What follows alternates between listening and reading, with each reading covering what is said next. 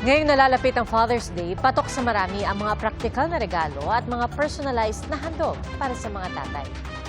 Saksi si Katrina Son. Tatay, papa, daddy, o paps. Iba't iba man ang ating tawag, iisa ang kanilang ginagampanan.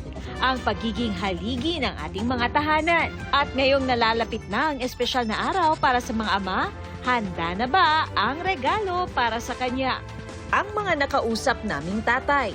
Simple lang ang nais ngayong parating na Father's Day. Damit. Ano po, bakit po? Araw-araw susuot yun eh. Simple lang, una, good health. Ligtas yung lahat ng mga anak ko, makagraduate sila ng pag-aaral, magkaroon ng magandang buhay. Pagmamahal sa pamilya.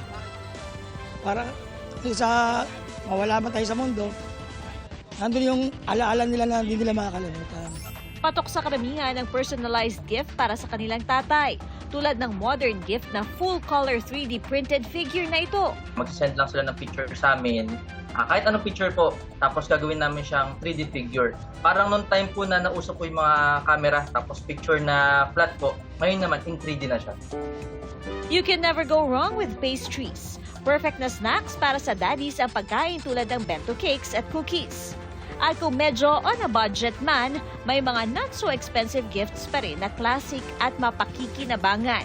Sa Dagupan City sa Pangasinan, mabenta na ang mga sinturon, bag at pitaka. Sa halagang 150 pesos to 250 pesos, may regalo ka na sa inyong papa.